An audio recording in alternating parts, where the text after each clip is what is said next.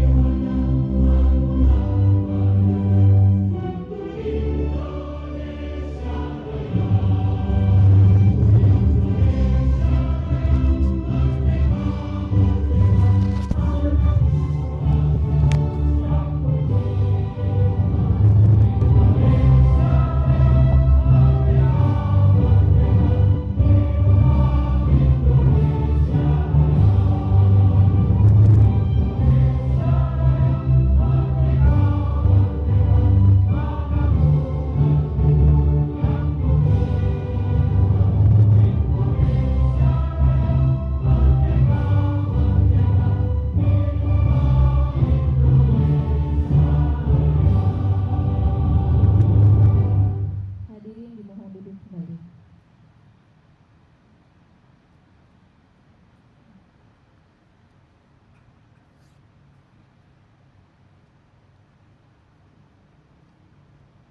Pembacaan teks Pancasila.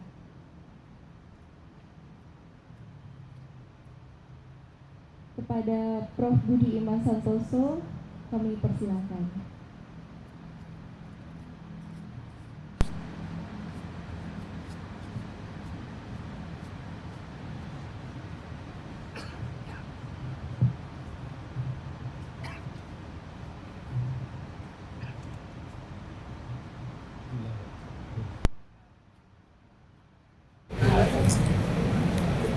Pancasila.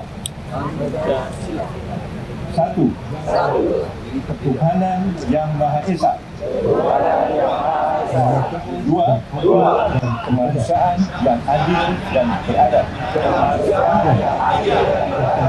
Tiga, kesatuan Indonesia. Kerakyatan yang dipimpin oleh hikmat kebijaksanaan dalam persyaratan perwakilan. Lima, keadilan sosial bagi seluruh rakyat Indonesia. Terima kasih.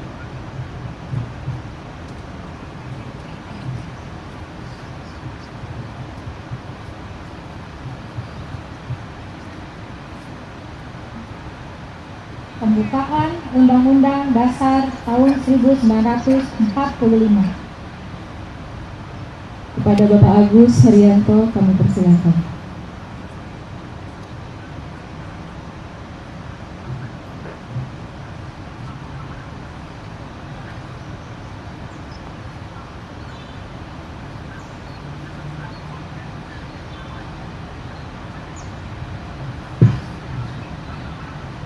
Undang-Undang Dasar Negara Republik Indonesia tahun 1945 pembukaan bahwa sesungguhnya kemerdekaan itu ialah hak segala bangsa, dan oleh sebab itu maka penjajahan di atas dunia harus dihapuskan karena tidak sesuai dengan pri kemanusiaan dan pri keadilan. Dan perjuangan pergerakan kemerdekaan Indonesia telah sampailah kepada saat yang berbahagia dengan selamat sentosa mengantarkan rakyat Indonesia ke gerbang pintu kemerdekaan negara Indonesia yang merdeka, bersatu, berdaulat, adil, dan makmur. Atas berkat rahmat Allah yang Maha Kuasa dan dengan didorongkan oleh keinginan luhur supaya berkehidupan bangsaan yang bebas, maka rakyat Indonesia menyatakan dengan kemerdekaannya. Kemudian daripada itu, untuk membentuk suatu pemerintahan negara Indonesia yang melindungi segenap bangsa Indonesia dan seluruh tumpah darah Indonesia, dan untuk memajukan kesejahteraan umum, mencerdaskan kehidupan bangsa, dan ikut melaksanakan ketertiban dunia yang berdasarkan kemerdekaan, perdamaian abadi, dan keadilan sosial, maka disusunlah kemerdekaan kebangsaan Indonesia itu dalam suatu undang-undang dasar negara Indonesia yang terbentuk dalam suatu susunan negara Republik Indonesia yang berkedaulatan rakyat berdasarkan kepada ketuhanan yang Maha Esa, kemanusiaan yang adil dan beradab, persatuan Indonesia, dan kerakyatan yang dipimpin oleh hikmah kebijaksanaan dalam permusyawaratan perwakilan, serta dengan mewujudkan suatu keadilan sosial bagi seluruh rakyat Indonesia. Terima kasih.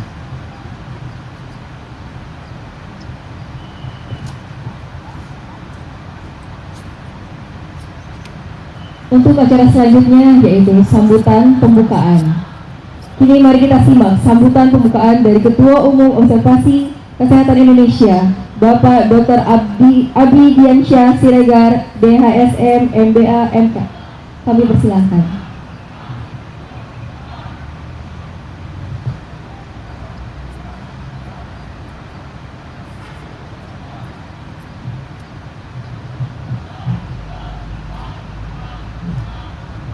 Bismillahirrahmanirrahim.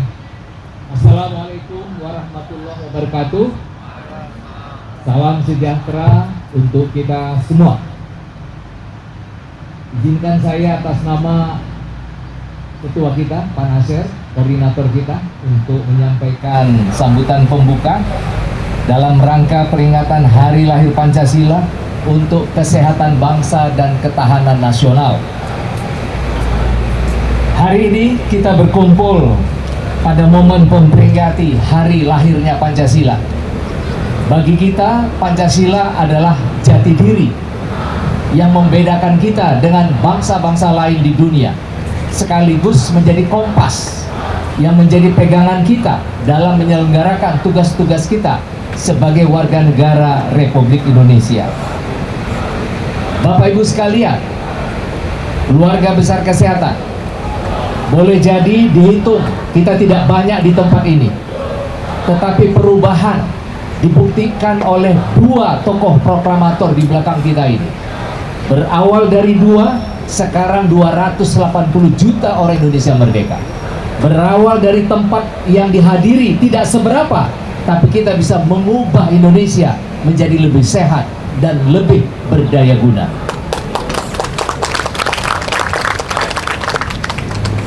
Disaksikan oleh tokoh proklamator, kita akan membuhulkan tekad untuk mengawal, menjaga, dan menguatkan nilai ketulusan, kesungguhan, kegotong royongan, keadilan, persatuan, dan kebersamaan.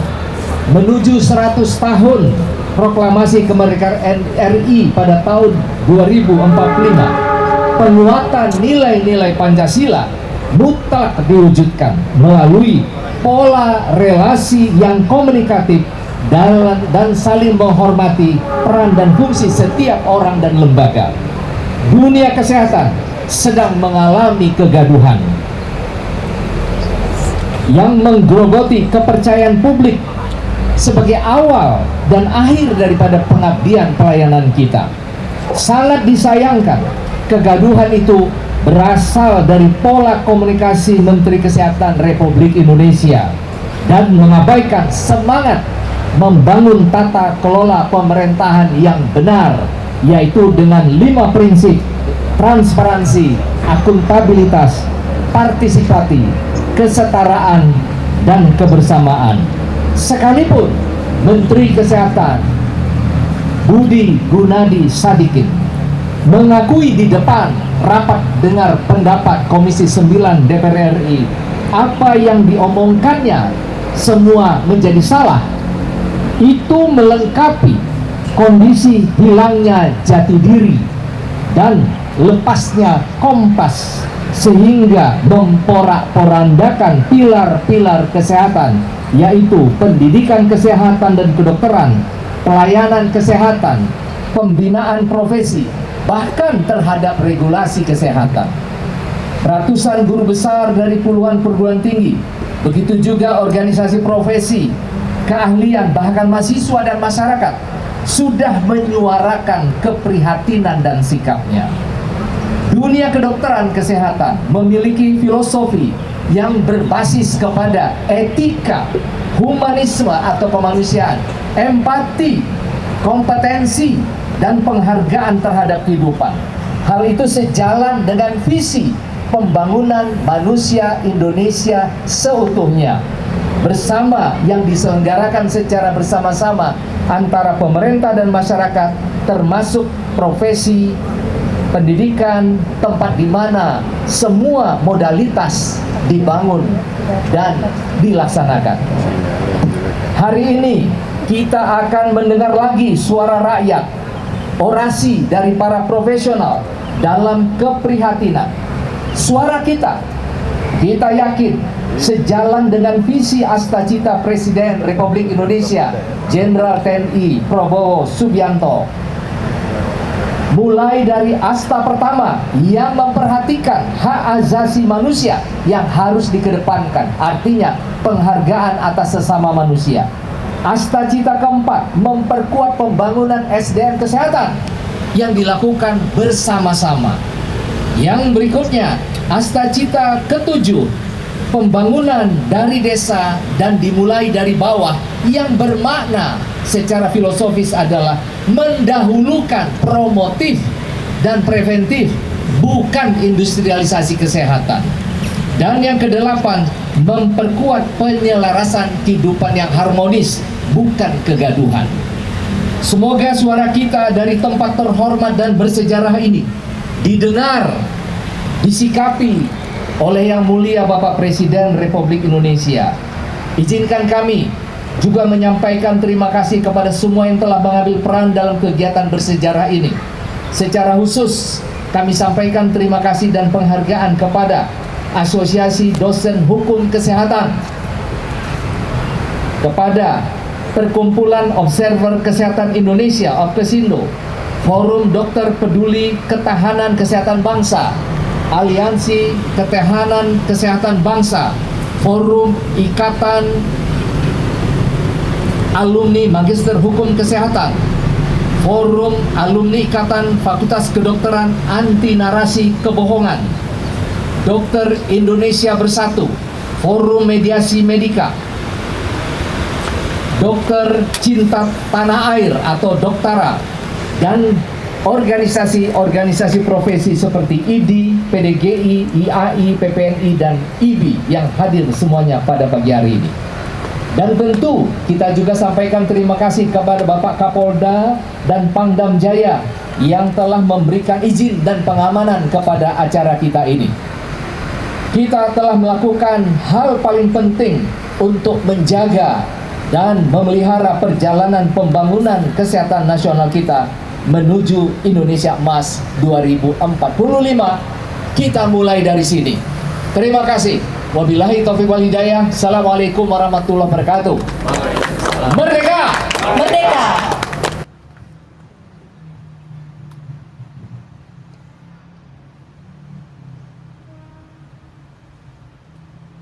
Luar biasa. Boleh kasih tepuk tangan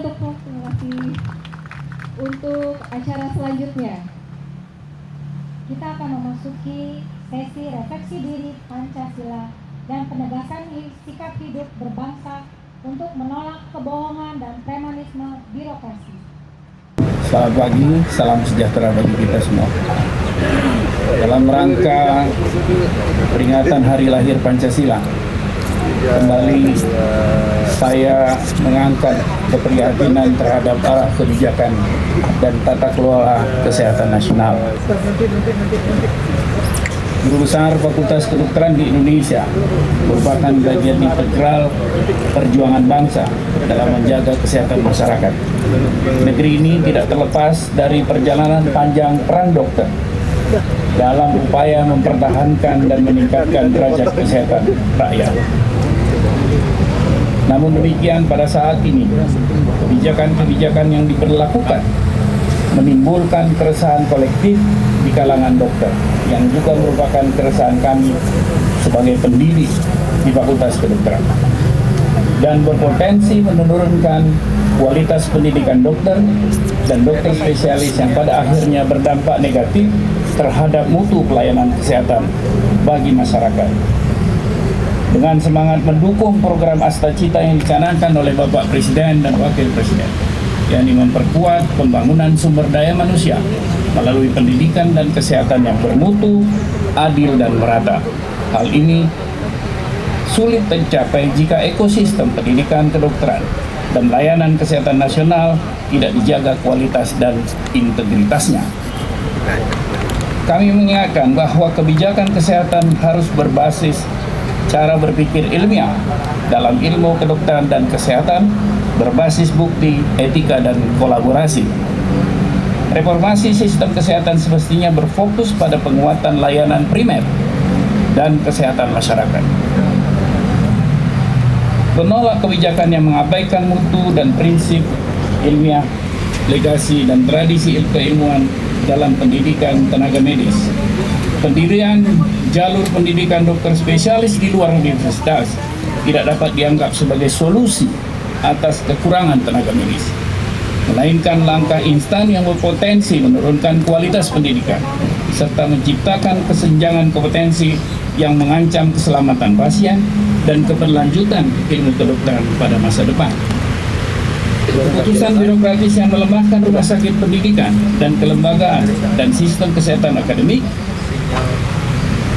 kemudian prihatin terhadap narasi publik yang menyudutkan tenaga medis dan institusi pendidikan.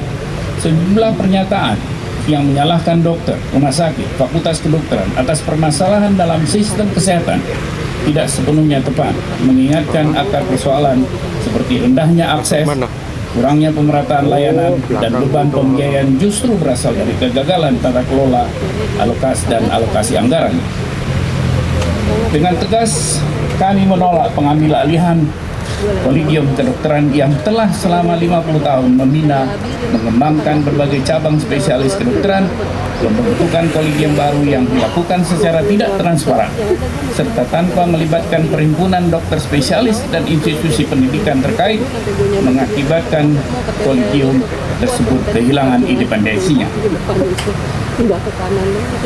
Demikian orasi ini kami sampaikan sebagai bentuk langsung tanggung jawab intelektual, moral, dan kemanusiaan kepada bangsa dan generasi mendatang, di mana kemandirian profesi dan kekuatan akademik adalah fondasi penting bagi sistem kesehatan yang adil dan merata. Wabillahi taufiq wal hidayah. Assalamualaikum warahmatullahi wabarakatuh. Waalaikumsalam warahmatullahi wabarakatuh.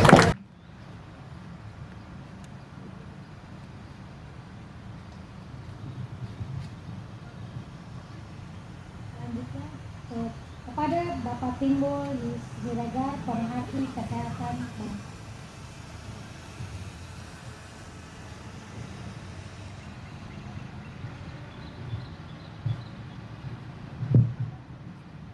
Assalamualaikum warahmatullahi wabarakatuh. Salam sejahtera, Om Swastiastu, Namo Buddhaya, salam kebajikan. Merdeka! Merdeka! Ibu Bapak, izinkan saya untuk membacakan renungan dan refleksi diri di hari lahir Pancasila saat ini. Ibu Bapak yang menghormati, pelanggaran Astacita oleh Menteri Kesehatan merupakan ancaman terhadap implementasi berpancasila. Beberapa kebijakan Menteri Kesehatan nyata melanggar prinsip-prinsip dalam Astacita Presiden Prabowo Subianto, terutama yang berkaitan dengan hak asasi manusia, berdemokrasi, pengembangan sumber daya manusia, dan reformasi birokrasi. Tindakan seperti memecah belah antar tenaga dokter dan perawat, antar sesama dokter spesialis, komersialisasi institusi pendidikan dalam pendidikan dokter spesialis, serta menyebarkan kebohongan-kebohongan yang berbungkus kebijaksanaan pemerintah untuk reformasi kesehatan. Namun, sebenarnya adalah abuse of power terhadap tenaga kesehatan dan tenaga medik yang dapat berdampak sistemik terhadap pembangunan nasional di sektor kesehatan dan pendidikan. Contoh kebijakan bisnis berbungkus reformasi kesehatan. Pertama, rumah sakit vertikal difungsikan sebagai institusi bisnis, mengabaikan fungsi pelayanan publik dan pendidikan. Kedua, peran institusi akademik dan kolegium dalam pendidikan dokter spesialis dilemahkan secara sistemik. Ketiga, praktik abuse of power terhadap dokter dan tenaga kesehatan yang berbau intimidasi, kesombongan, pembohongan-pembohongan, seenaknya mengeluarkan surat pemecatan, mutasi sepihak yang semuanya berpotensi melanggar hak asasi manusia. Keempat, melakukan pembelian massal dan besar-besaran alat kesehatan yang tidak dibutuhkan atau paling tidak adalah tidak dipersiapkan dengan baik sumber daya manusia pelaksananya. Misalnya saja USG untuk puskesmas dan alat hampir 100 alat cath lab jantung, tapi tidak ada dokter di lapangan. Yang menarik semua dengan harga markup yang luar biasa. Ibu bapak yang saya hormati, dampak terhadap Astacita pertama melanggar prinsip demokrasi dan hak asasi manusia pada poin 1 di Astacita. Mengancam kualitas pendidikan dan lapangan kerja pada poin 3 Astacita. Melemahkan pembangunan SDM dan keadilan layanan kesehatan pada poin 4. Menyimpang dari semangat hilirisasi dan pemerataan pada poin 5 dan 6. Menghambat reformasi birokrasi pada poin 7. Sebagai rekomendasi kebijakan, 1. Segera melakukan audit independen terhadap kebijakan rumah sakit vertikal, termasuk kebijakan terhadap sumber daya manusia rumah sakit vertikal. 2. Segera mencabut Permenkes nomor 28 tentang kolegium dan konsil kedokteran yang bermasalah, sekaligus mengembalikan peran perguruan tinggi dan kolegium dalam pendidikan kedokteran. 3. Menghentikan praktik abuse of power dan premanisme birokrasi, khususnya di Ditjen Yankes dan Ditjen Berdaya di lingkungan Kementerian Kesehatan. 4. Menyusun ulang kebijakan kesehatan nasional berbasis pada nilai-nilai Asta Cita. 5. Tidak mencampuri urusan Kementerian Dikti Pendidikan Tinggi atau setidak-tidaknya melibatkan para pemangku kepentingan secara inklusif dan akuntabel dalam setiap proses kebijakan. Sebagai kesimpulan, Asta Cita bukan hanya janji politik, melainkan arah pembangunan nasional yang berlandaskan nilai-nilai keadilan, kemanusiaan, dan kemajuan. Kebijakan Kementerian Kesehatan yang tidak sejalan dengan visi ini harus segera dikoreksi untuk menghindari krisis sistemik di sektor kesehatan dan pendidikan kedokteran Indonesia. Semua cara berpikir dan tindakan yang berpotensi melahirkan penyimpangan pada karakter Pancasila harus diubah, karena secara langsung atau tidak langsung akan mengganggu pencapaian Asta Cita Presiden Republik Indonesia. Jakarta, Gedung Proklamasi 1 Juni 2025. Merdeka! Assalamualaikum warahmatullahi wabarakatuh.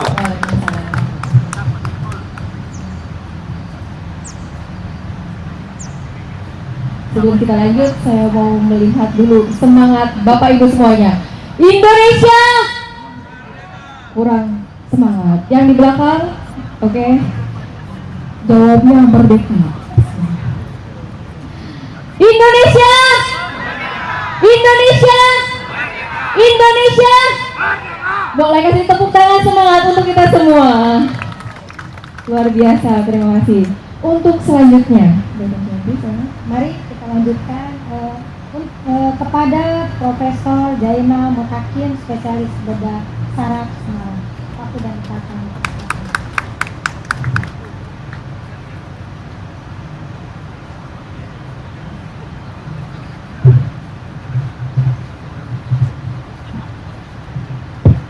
Bismillahirrahmanirrahim. Assalamualaikum warahmatullahi wabarakatuh. Waalaikumsalam. Para sejawat dokter Indonesia yang saya cintai. Jadi saya akan pertama memberikan judul bahwa nama Kementerian Kesehatan yang sekarang dipimpin oleh Budi Gunadi Sadikin itu sudah tidak tepat lagi. Yang tepat adalah Kementerian Perdagangan Kesehatan Indonesia. Karena Bapak Menteri Kesehatan Budi Gunadi Sadikin melalui upaya yang disebut transformasi kesehatan, yaitu judulnya, topengnya, tetapi isinya adalah komersialisasi layanan kesehatan ya bagi rakyat Indonesia. Kita harus kembali mengingat Pasal 28 ayat 1 Undang-Undang Dasar 1945. Setiap orang berhak hidup sejahtera, lahir dan batin, dan ujungnya adalah serta berhak memperoleh layanan kesehatan. Pasal 34 ayat 3. Negara bertanggung jawab atas penyediaan fasilitas layanan kesehatan dan layanan umum yang layak. Jadi pengertian layak tahun saat kita merdeka dengan saat ini tentu harus berubah. Tetapi faktanya banyak sejawat saya yang kembali melihat puskesmasnya yang dulu dia tugas di sana 30 tahun lalu, 40 tahun lalu, situasinya sama persis. Ya. Akses ke puskesmasnya, ya, fasilitas yang tersedia di puskesmasnya semua masih sama, dan itu semua adalah bukan tanggung jawab dokter, tetapi itu tanggung jawab negara, dan kepanjangan tangan negara untuk ini adalah Kementerian Kesehatan. Satu lagi yaitu Deklarasi Universal Hak Asasi Manusia pasal 25, ya. Setiap orang berhak atas taraf kehidupan yang memadai untuk kesehatan dan kesejahteraan diri dan keluarganya. Dijabarkan dalam Undang-Undang Nomor 39 2009 hak yang sama dalam akses atas sumber daya bidang kesehatan. Jadi harus ada kesetaraan untuk memperoleh layanan kesehatan yang aman, bermutu, dan terjangkau bagi siapapun, kaya atau miskin.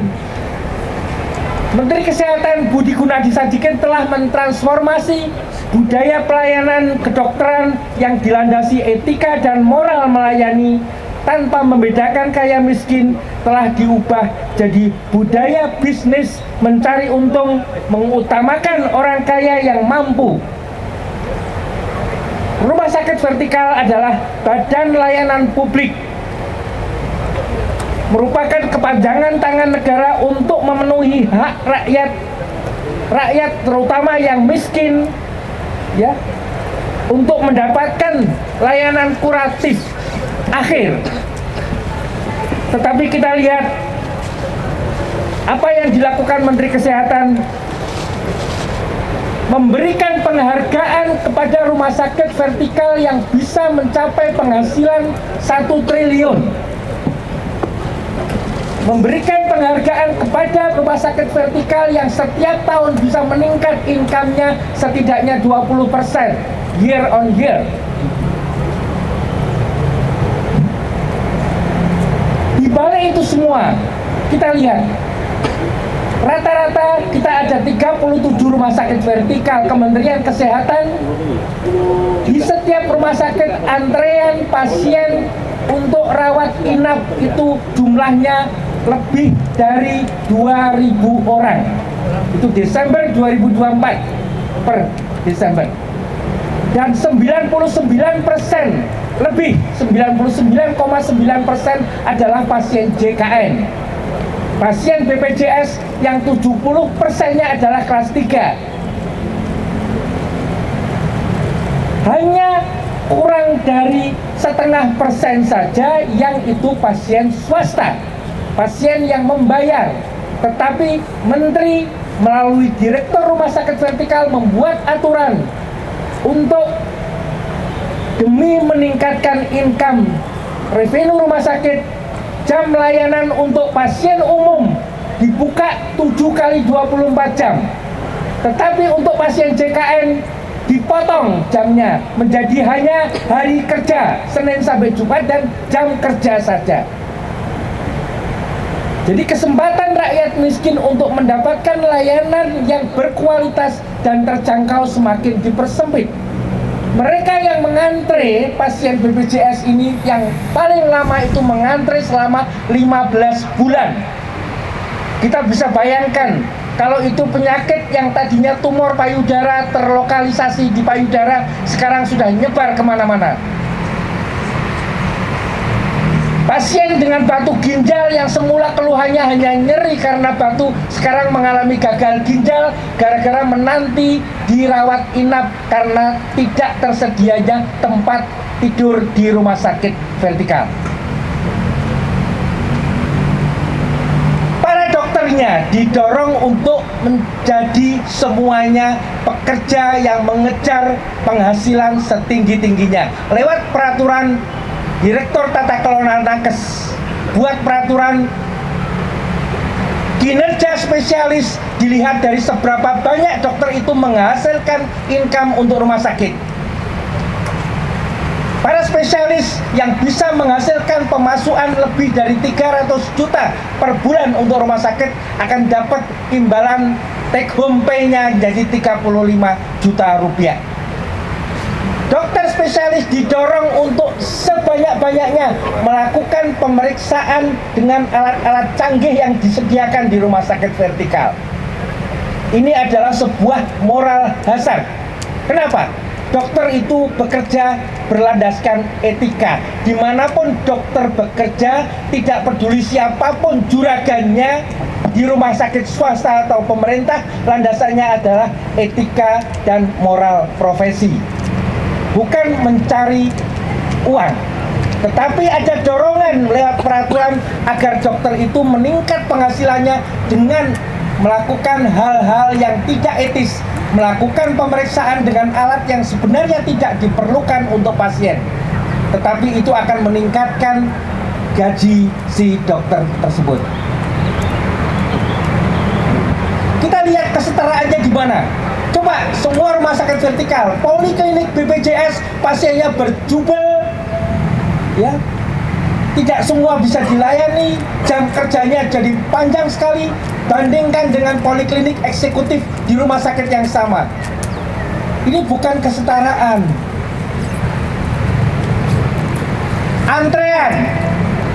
Antrean pasien bagi pasien VIP itu tidak akan pernah lebih dari antara 5-10 hari untuk dilayani tindakan yang dibutuhkan.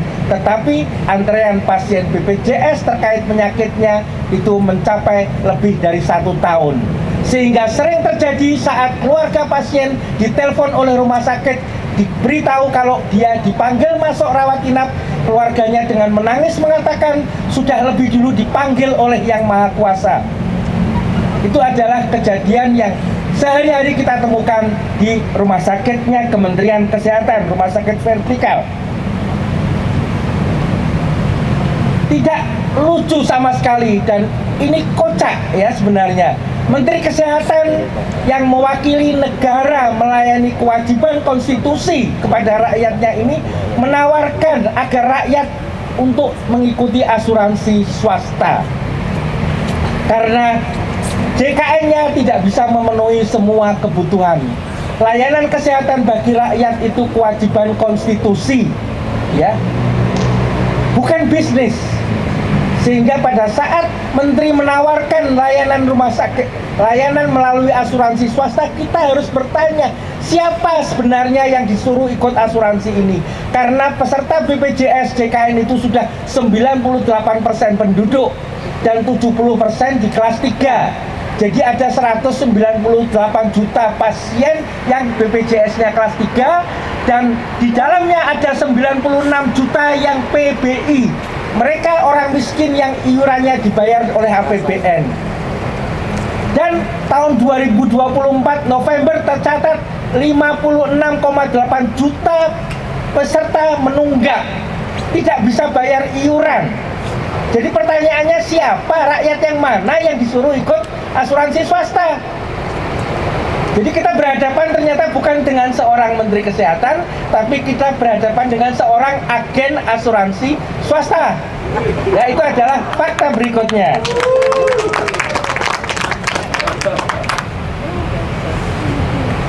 Para hadirin yang berbahagia, jadi kiranya itu semua menjadi pengingat bagi kita semua. Sudah saatnya untuk tidak membiarkan hal ini menjadi berlarut yang mengorbankan layanan kesehatan untuk rakyat banyak. Dan satu-satunya jalan hanya satu, ya, kita berharap kepada pemerintahan ini yang dipimpin oleh yang terhormat Bapak Prabowo Subianto untuk secepatnya, ya, menggantikan, mencari orang, ya, menurunkan Bapak Budi Gunadisadikin selaku, karena dia bukan Menteri Kesehatan tetapi sekali lagi Menteri Perdagangan Kesehatan Rakyat. Setuju. Assalamualaikum warahmatullahi wabarakatuh.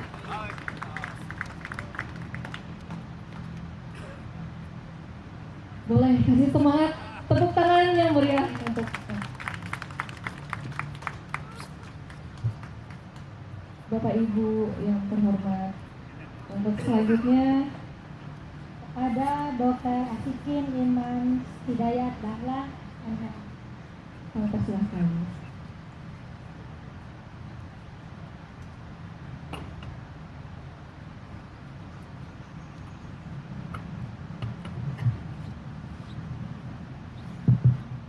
Assalamualaikum warahmatullahi wabarakatuh. Salam sejahtera untuk kita semua. Salam swastiastu, namo buddhaya, salam kebajikan. Yang saya hormati para guru besar, para senior, kawan yang hadir pada pagi hari ini. Saya terus terang bingung, saya mau bicara apa sebetulnya. Tapi terus saya mengingat kembali bahwa ternyata kesehatan kita ini sekarang sudah mundur bukan hanya 10 tahun, tetapi 20 tahun.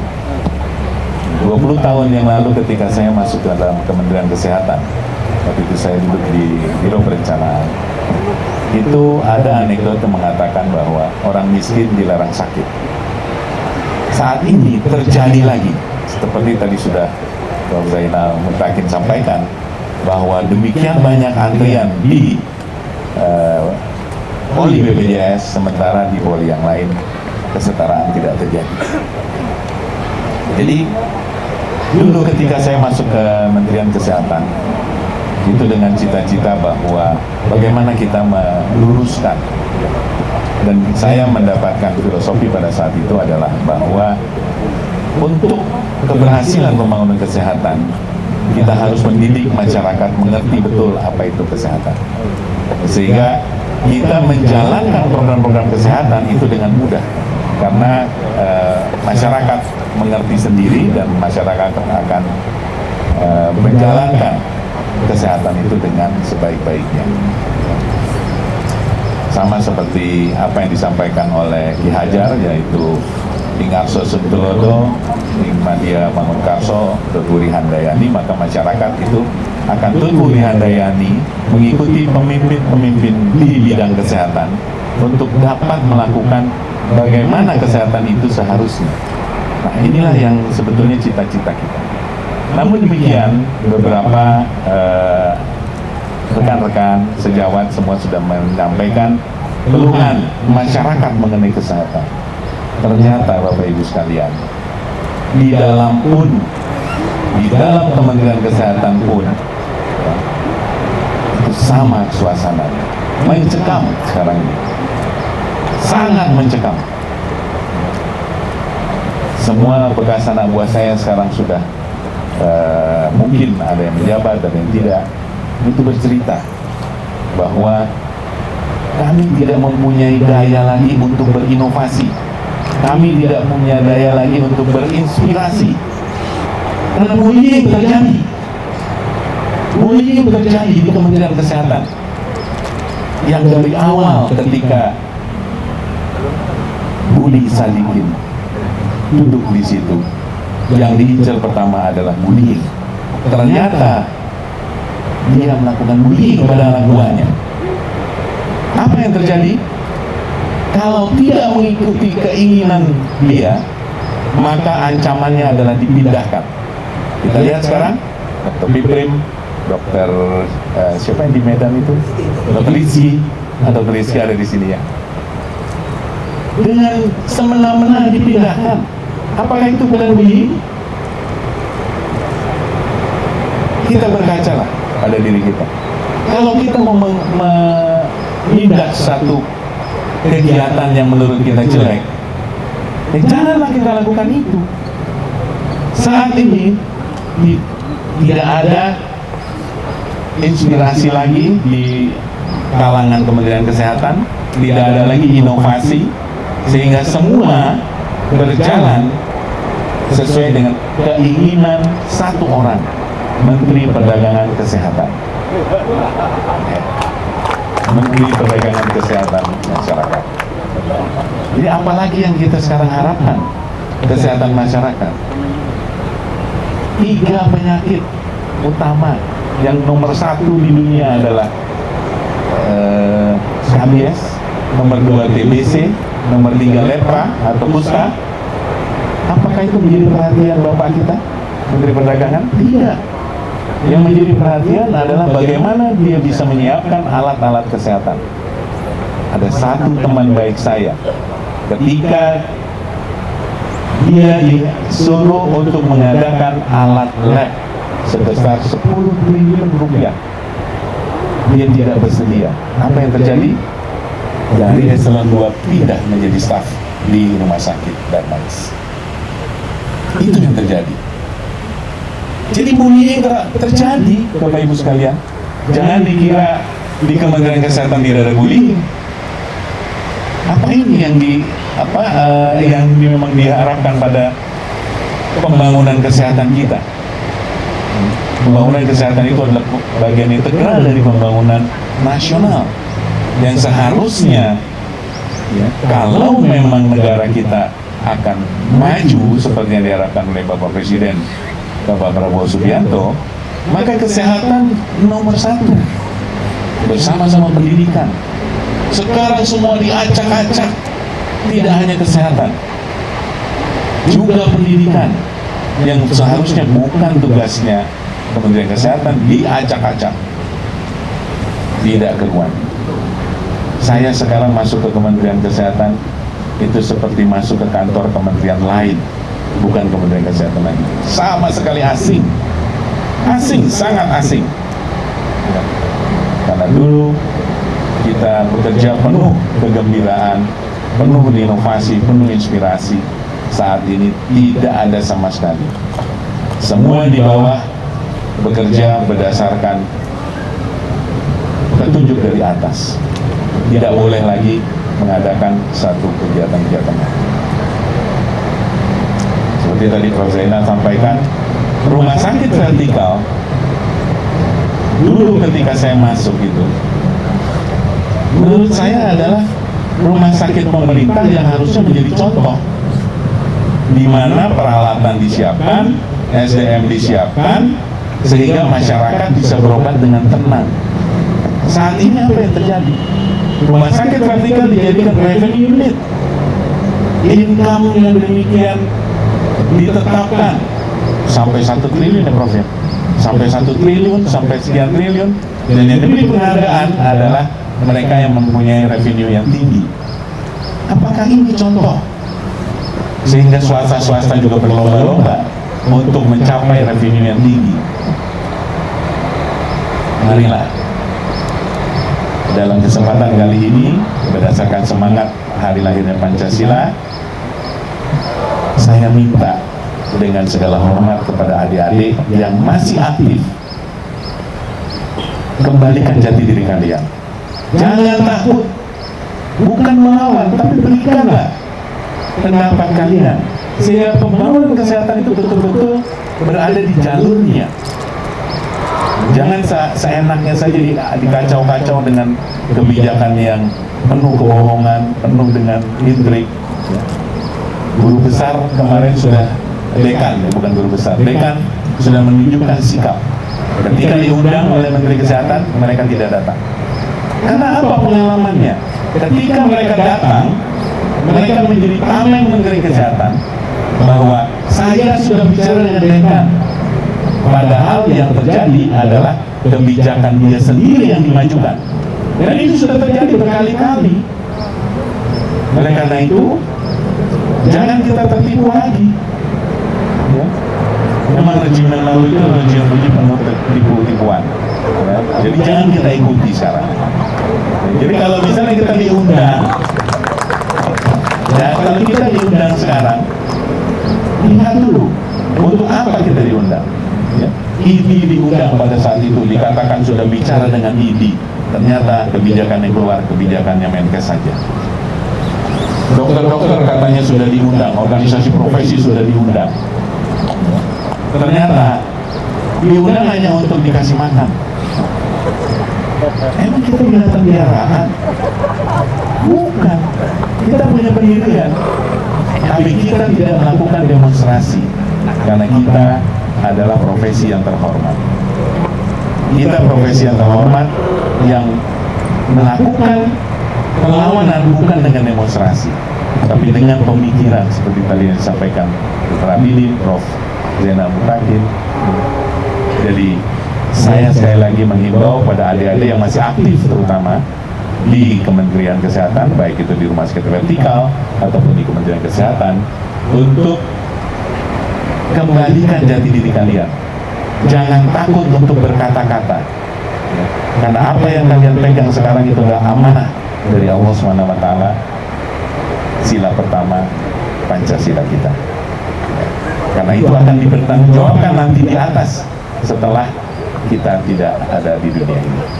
Demikian bisa saya sampaikan, mudah-mudahan menjadi inspirasi untuk kita semua. Adik-adik, kembalikanlah jati diri kalian. Terima kasih. Billahi taufiq wa hidayah. Wassalamualaikum warahmatullahi wabarakatuh. Waalaikumsalam.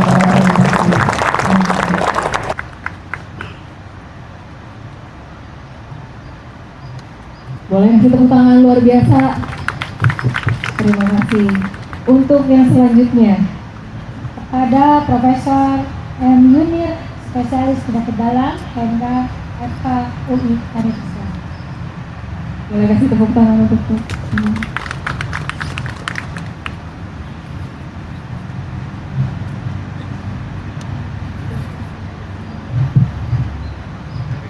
Baik, selamat siang. Assalamualaikum warahmatullahi wabarakatuh. Sebenarnya sudah banyak yang dibicarakan, tapi mungkin saya perkenalkan diri dulu. Saya sebagai manajer pendidikan dua di FKUI. Mungkin refleksi dari apa yang terjadi selama ini terkait dengan proses pendidikan yang terjadi sejak pemerintah Kementerian Kesehatan ini memberikan aturan-aturan baru terkait ada lagi terkait dengan pembentukan kolegium baru. Ini memang semua membuat proses pendidikan kita menjadi agak sedikit terganggu, ya. Mungkin kalau kita dapat informasi sering dikatakan ada bullying di program studi. Memang kita tidak menyangkal tidak ada, ya, tetap ada, tapi memang kita sedang proses, ya. Cuman apa yang terjadi kalau hasil ini dilaporkan ke kementerian, ya, selalu direspon terlalu berlebihan, ya. Kita kadang tidak diberikan kesempatan untuk memverifikasi apakah itu termasuk bullying atau tidak, ya. Dan yang berat adalah mungkin koreksi juga kepada kementerian, ini adalah penghentian program studi yang didapatkan adanya kelainan atau kesalahan, ya, di mana kesalahan satu itu dianggap sebagai kesalahan yang general. Ini tentu akan mematikan calon-calon peserta didik yang sedang berproses dalam proses pendidikan, ya.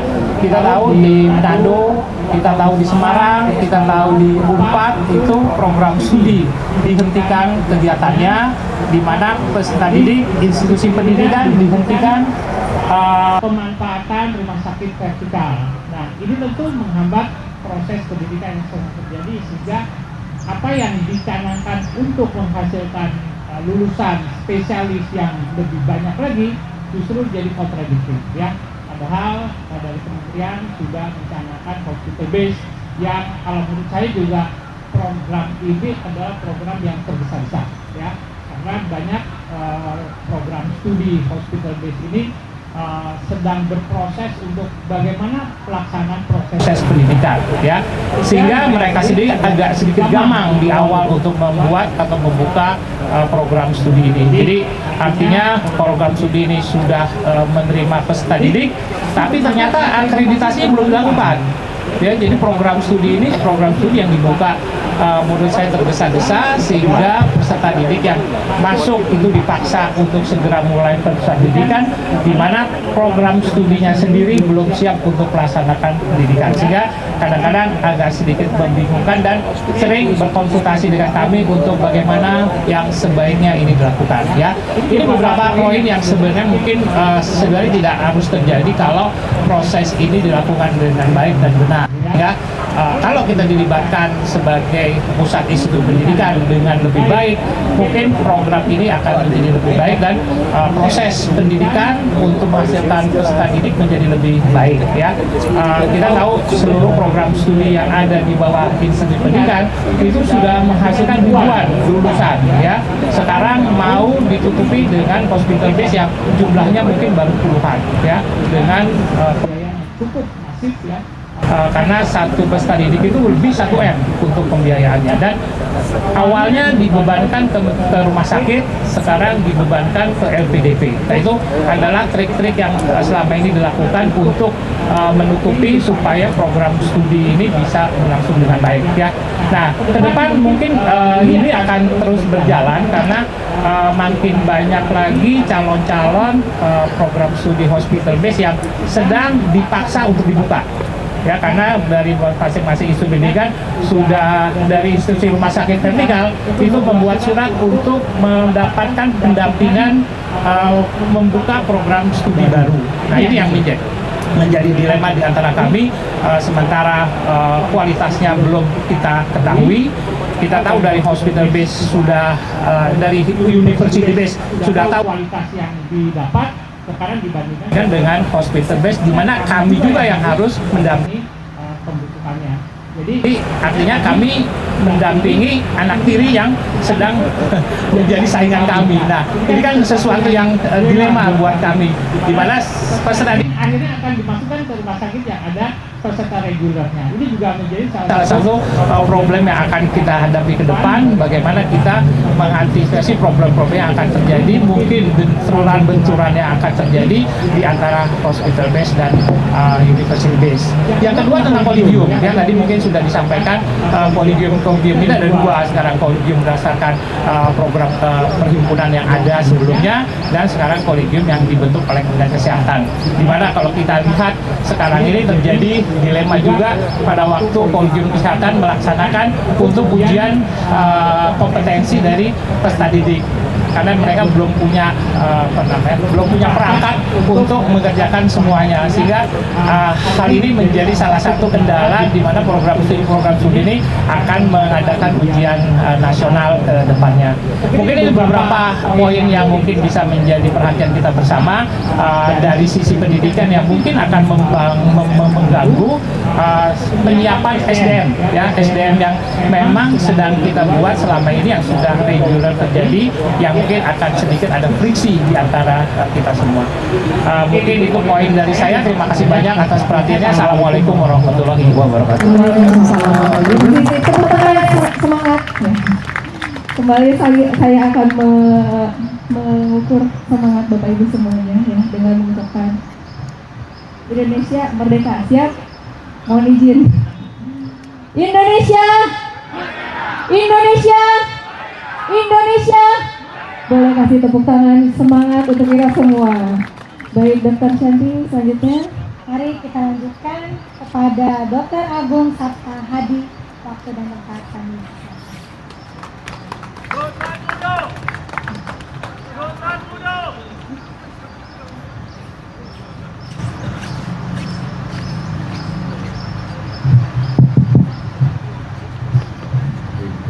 Indonesia merdeka! Assalamualaikum warahmatullahi wabarakatuh. Bapak Ibu sekalian yang kita hormati, semoga dirahmati oleh Allah, yang terutama para senior saya, para guru besar yang hadir hari ini. Saya cukup bangga dengan kehadiran Bapak Ibu sekalian, termasuk juga yang ada di live streaming ya, YouTube, bahwa bahkan ini mungkin tidak hanya dilihat oleh saudara-saudara kita di Indonesia, bahkan mungkin di luar negeri, insya Allah. Ada satu hal yang mungkin sekarang kita rasakan semua, yaitu kita diliputi dengan aura penuh dengan kebohongan. Benar tidak? Dan memang sekarang ini kita lagi pestanya pesta kebohongan. Kenapa saya bilang pesta kebohongan? Karena semua orang tidak merasa bahwa dia sedang berbohong. Semua orang tidak merasa bahwa dia sedang dibohongi. Jadi benar-benar sebuah pesta yang sangat membuat kita semua cemas. Jangan-jangan anak saya berbohong sama saya. Karena apa? Tidak terasa kebohongan itu seperti ada dalam aliran darah kita. Dan mengapa itu terjadi? Karena semata-mata kita orang yang benar tapi tidak mengatakan kebenaran. Karena kita orang benar tidak mengatakan salah pada yang salah. Bapak Ibu sekalian, sebelum saya lupa, bahwa Bapak Presiden Subianto adalah harapan kita saat ini. Mengapa saya katakan harapan? Karena kita tidak mungkin menunggu 5 tahun lagi perubahan. Kita tidak tahu usia kita berapa lama. Tapi yang pasti kita bisa perkirakan kalau pesta kebohongan ini terjadi terus, mungkin usia kita tidak akan panjang. Artinya apa? Kita hanya dikenang sebagai sebuah bangsa, tapi dalam sejarah bukan bangsa yang punya martabat, bukan bangsa yang punya kehidupan, ya, yang berbangsa dan berkeadilan, katanya seperti itu. Ada sebuah harapan dari rakyat. Beberapa waktu lalu seorang ibu-ibu menulis dalam media sosial, andaikan usia saya bisa untuk menambah usia Pak Prabowo, akan saya serahkan. Untuk apa? Karena kerusakan yang terjadi dalam kurun waktu 10 tahun terakhir itu luar biasa. Kita harus memahami bahwa Bapak Presiden Subianto tidak mudah jalannya. Tetapi dengan kondisi yang kita sekarang makin diam, makin diinjak seperti ini, lalu apa yang harus kita lakukan? Terus terang ada kekhawatiran pada kita semua. Saya yakin juga pada para senior, para guru besar, bahwa kita melihat para pemuda makin diam. Para mahasiswa tidak bergerak. Bahkan, mohon maaf, teman-teman sejawat kita, kalau yang di kedokteran itu ada istilah teman sejawat, sudah tidak menunjukkan kesejawatan. Artinya bahwa mereka tidak mau melihat lagi seorang guru besar itu adalah guru yang memang benar-benar harus dihormatin. Bisa jadi guru-guru yang ada itu dimaki-maki dan sebagainya. Tapi kita jangan salahkan mereka. Kita salahkan bahwa ada sebuah sistem yang sedang dipelihara. Dan ini sistem tidak hanya menyangkut masalah personal. Ya, memang kita sekarang menghadapi seorang personal yang memang menjadi momok bagi kita di dunia kesehatan, bagi dokter, bahkan juga bagi masyarakat. Saya sebut seorang Budi Gunadisadikin. Saya paham, untuk bicara tentang dia mungkin tidak gampang saat ini. Karena kita tahu bahwa sekelas presiden saja tidak mampu untuk melakukan reshuffle dengan mudah. Kita sudah tahu beberapa kejadian bahwa ada menteri yang di-reshuffle, tapi kita lihat juga kenapa seorang BGS ini susah untuk dijinakkan seperti itu. Karena satu, ini yang harus kita pahami, dan tolong kita semua sama-sama sadari bahwa yang dihadapi ini bukan seorang personal BGS. Yang kita hadapi ini adalah aktor yang menjalankan misi global. Yang kita hadapi ini bukan seorang menteri yang menjalankan amanatnya dalam sebuah kabinet di bawah Presiden Subianto. Bukan. Kalaupun dia melakukan sebuah perlawanan, dia sebenarnya tidak melawan. Kita mau teriak-teriak apa saja, bahkan seorang guru besar, bahkan kelompok guru besar 365, seakan-akan tidak ada artinya. Mengapa? Karena memang tidak menjalankan tugas kabinet, dan dia tidak melawan kita. Salahnya kita di sana. Dia melakukan propaganda, dia melakukan yang namanya agenda setting, framing, dan dia seorang Machiavellian yang penuh dengan propaganda dan manipulasi. Lalu apa yang dia kerjakan? Dia hanya menjalankan misi. Ini yang harus kita sadari. Jadi fokus kita harus jelas. Kita memang tidak mengurus masalah personal, tapi kali ini ada seorang yang simbolik memang harus turun. Dan turun di sini harus disertai dengan pengungkapan kejahatan yang dia lakukan. Saya katakan bahwa ada mensrea di sini. Saya berhadapan dengan para senior yang memang menguasai bidang hukum.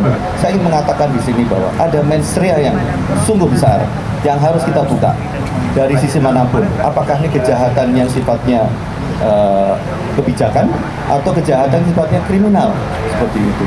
Sayangnya kekuasaan ini sungguh sangat besar, bahkan melebihi kekuasaan presiden. Tidak ada jalan lain selain kita mengatakan lawan. Setuju? Indonesia Raya.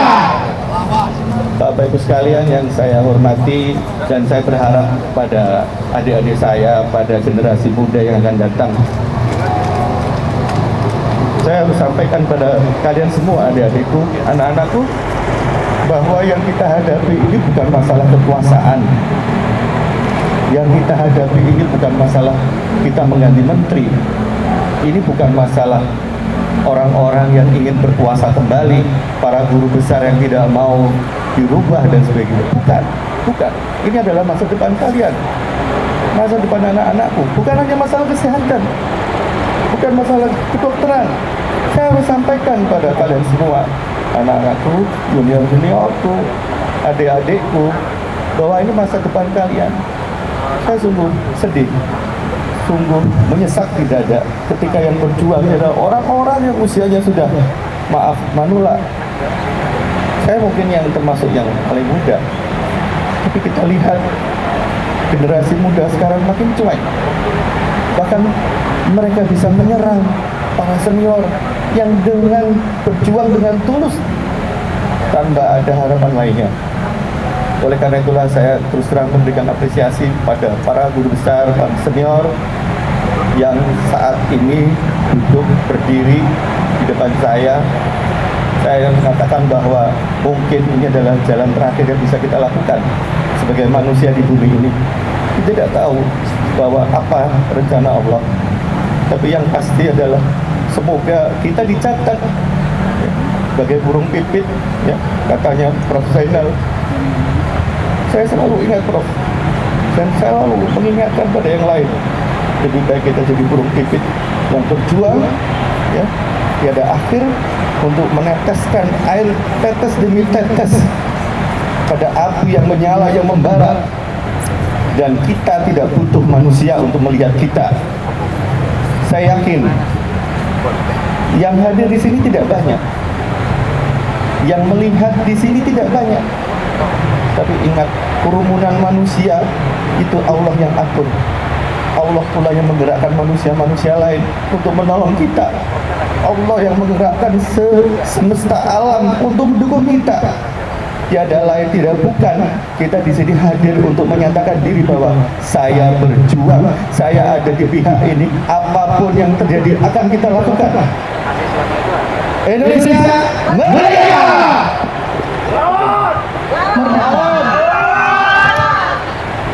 Terima kasih Bapak Ibu sekalian. Sebenarnya berdirinya saya di sini bukan hal yang sudah direncanakan, terus terang. Ini permintaan dari panitia dan sifatnya mendadak. Tapi saya percaya bahwa tidak perlu seorang agung, seorang Sultan Hajimudin harus berdiri di sini kalau bukan karena Allah yang menghendaki. Jadi saya percaya itu, dan saya percaya bahwa perjuangan kita tidak akan pernah berakhir, ya, karena memang hidup ini adalah bagian dari perjuangan. Jadi jangan berkata-kata bahwa kapan berakhirnya, bagaimana Pak Prabowo dan sebagainya. Tidak ada gunanya kita berharap dari seorang manusia, walaupun itu sekelas Pak Prabowo. Mungkin kita bisa mendoakan, mungkin kita bisa dukung, tapi yang paling penting adalah tadi, kita ada di mana ketika dunia penuh dengan kezaliman, kita ada di mana ketika dunia penuh kebohongan, seperti itu. Dan semoga itulah yang akan membuat kita nanti ketika dihisab kita selamat, tidak hanya selamat dunia tapi selamat akhirat. Mungkin itu yang saya sampaikan. Terima kasih, saya mohon maaf sekali lagi. Semoga apa yang kita kerjakan ini semata-mata karena Allah, semata-mata karena menginginkan Indonesia ini masih ada namanya beberapa tahun mendatang untuk anak-anak kita, anak cucu kita ke depan, insya Allah lebih baik. Indonesia merdeka! Terima kasih. Assalamualaikum warahmatullahi wabarakatuh.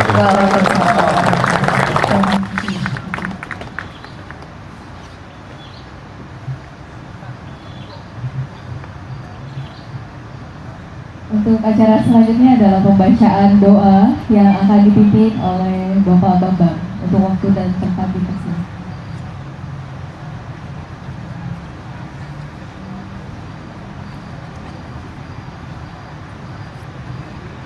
Dari keperawatan. Silakan.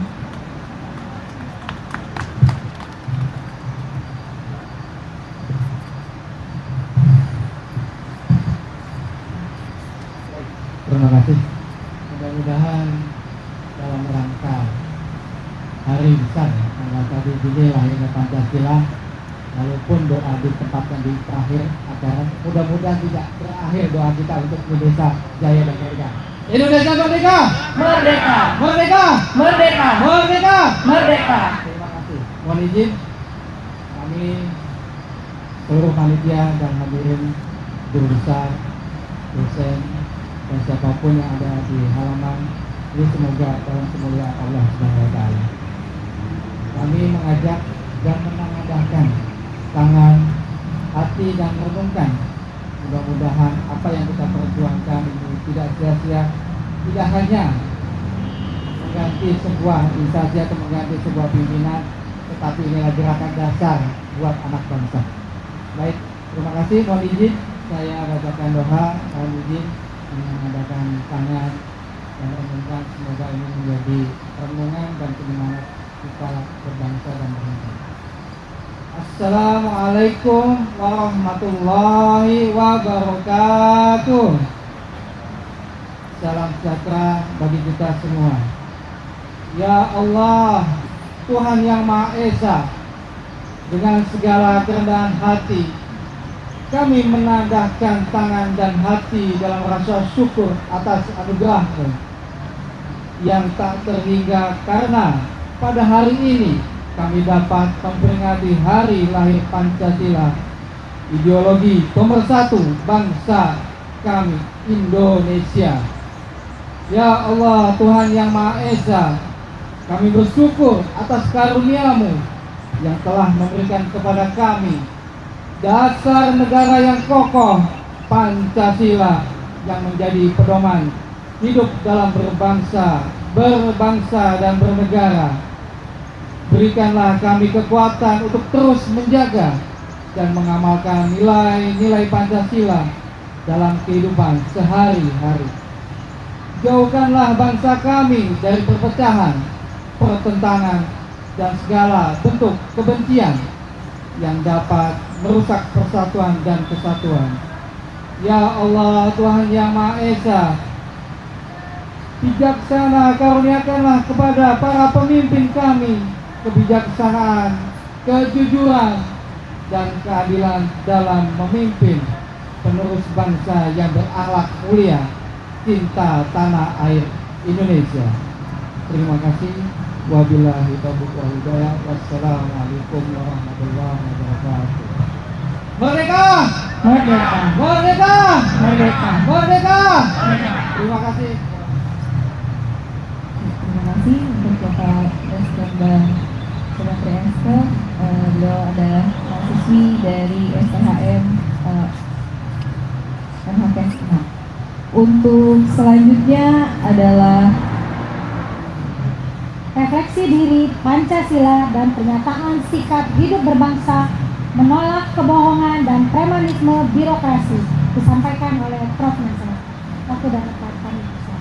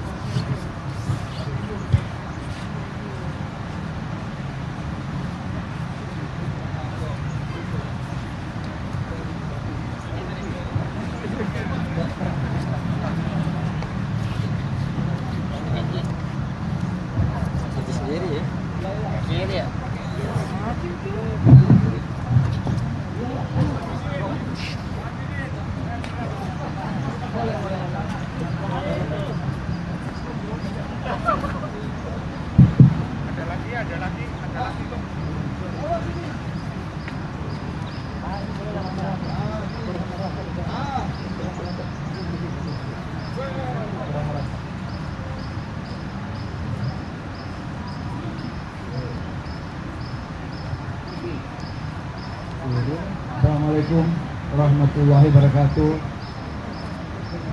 Sekretariat Gerakan Anti Kebohongan dan Premanisme Birokrasi di Kemenkes RI. Pernyataan refleksi diri menolak kebohongan dan premanisme birokrasi di Kementerian Kesehatan Republik Indonesia dalam rangka renungan hari lahir Pancasila.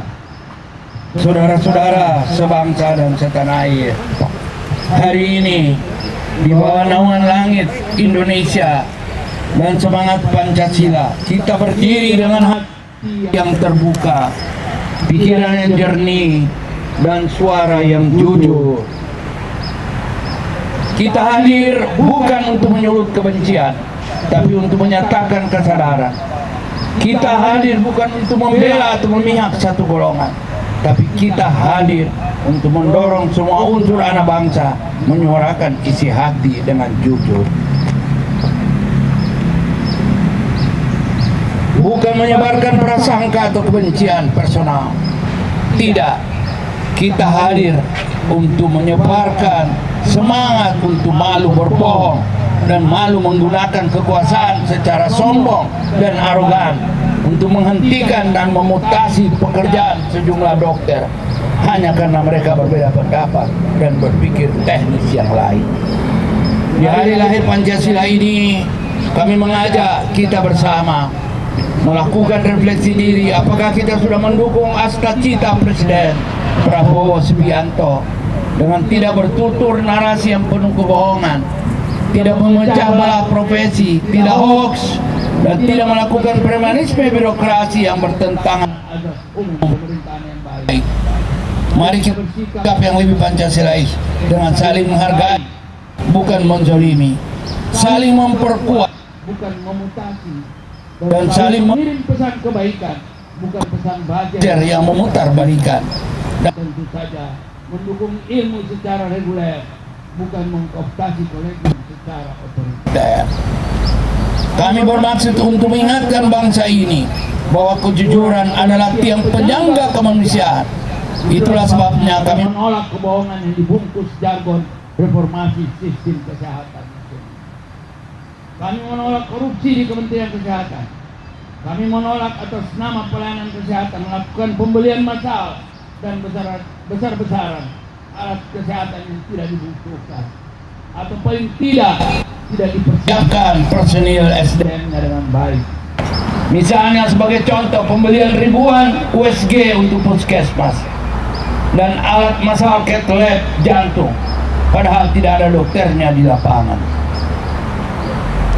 Kami menolak program yang tidak dipersiapkan dengan baik dengan menggunakan pinjaman luar negeri dan bekerja sama dengan oligarki, apalagi dengan harga markup yang luar biasa. Ketiga, kami menolak premanisme birokrasi yang menggunakan kekuasaan secara arogan dan melanggar azas-azas umum pemerintahan yang baik untuk menindas tenaga kesehatan dan akademisi yang berbeda pendapat. Keempat, kami menolak Kemenkes menggunakan pendengung atau buzzer yang datang dengan fitnah dan menyebarkan kebohongan sistematis. Satu kebohongan yang harus ditutup dengan kebohongan-kebohongan berikutnya. Kami menolak sistem yang menyimpan dari nurani dan akal sehat. Di hari lahir Pancasila ini kami memilih untuk jujur meski pahit. Kami memilih untuk bersuara meski sunyi. Kami memilih untuk berpihak pada suara kebenaran, bukan pada suara penjilat, pada kekuasaan yang semena-mena.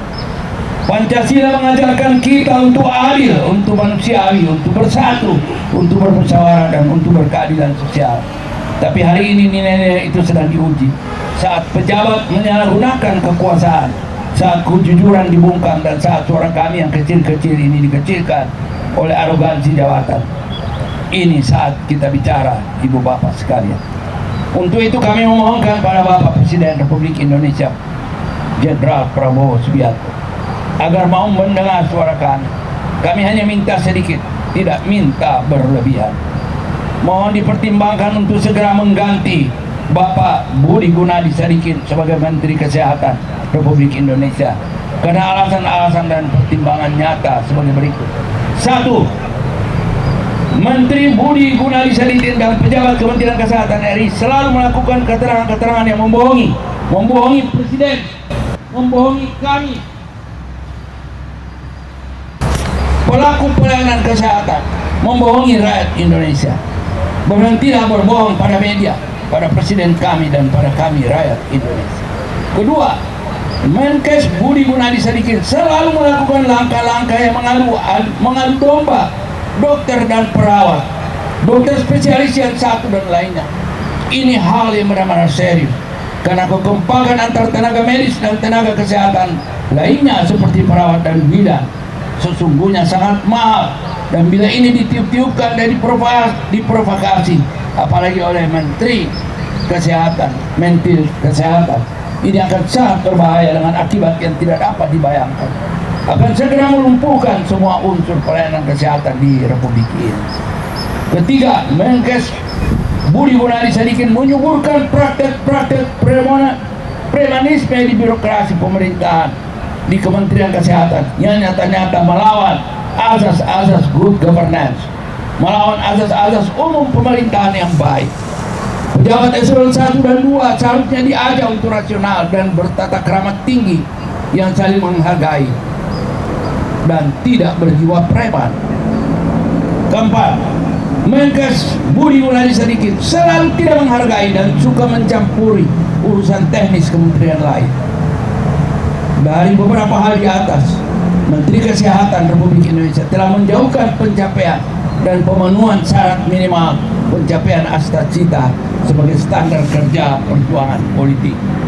Hari ini kami pulang dengan semangat yang lebih menyala, dengan tekad yang lebih membela untuk terus jujur, untuk terus merawat kebenaran, untuk menolak segala bentuk kebohongan dan premanisme birokrasi. Hari ini hari lahir Pancasila.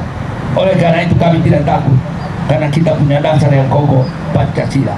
Kami tidak ingin tunduk pada orang-orang perusak sendi-sendi Pancasila. Kami bukan musuh negara, kami penjaga jiwanya.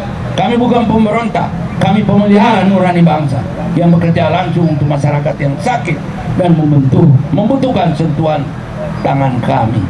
Kami setia pada Pancasila dan kami ingin Astacita disukseskan dengan optimal dan maksimal. Merdeka, merdeka. Wassalamualaikum warahmatullahi wabarakatuh. Salam Pancasila. Terima kasih. Merdeka! Merdeka! Lawan! Lawan! Lawan kezaliman! Lawan kezaliman! Terima kasih. Assalamualaikum warahmatullahi wabarakatuh.